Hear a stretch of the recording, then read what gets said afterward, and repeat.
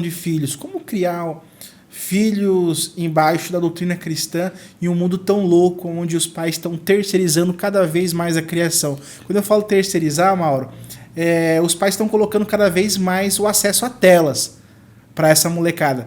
Eu ando na rua, eu vejo menina dançando sozinho por causa do fenômeno do TikTok, eu vejo os meninos jogando sem parar no celular e, poxa, esquecendo o que é o mais importante, a família, por culpa da falta de tempo dos pais. Como criar filhos, na sua opinião? A primeira coisa que nós temos que fazer para criar filhos é ser exemplo.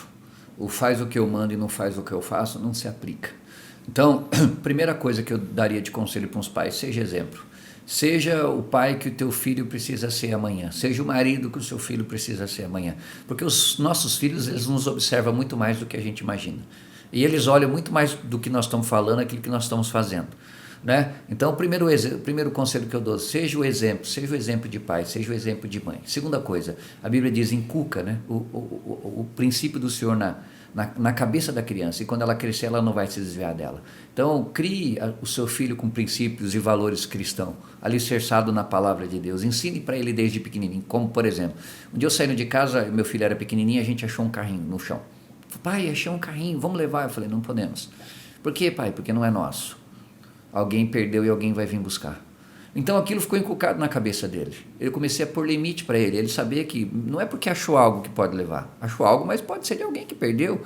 Então, só que hoje nós estamos vivendo uma geração em que os pais não querem mais educar, os pais não querem mais ter dor de cabeça, entre aspas, né? Então é mais fácil ligar um computador, ligar um celular. E aí qual é a palavra que eu aconselho? Limites. Tem que ter equilíbrio. Não tem problema nenhum do jovem ver celular, ver coisas, mas tem que ter um equilíbrio. Não pode ficar o dia inteiro num celular, no YouTube, no Facebook, seja lá qual for o aplicativo. Tem que ter limite. A criança tem que brincar. Nas nossas épocas, Bruno, nós éramos muito mais felizes, na minha opinião. A gente brincava na rua, carrinho de rolemão, com burquinha, soltando pipa. As nossas brincadeiras eram muito mais saudáveis. A gente tinha muito menos síndrome, muito menos tudo. Por quê? Porque as nossas brincadeiras, na minha opinião, eram muito mais saudáveis. Então, né, o que eu deixo de conselho para os pais? Primeiro, viva, seja o primeiro exemplo, o primeiro testemunho. Segundo, crie o seu filho nos princípios cristãos. E terceiro, e muito que eu quero deixar, olha o que o teu filho está fazendo.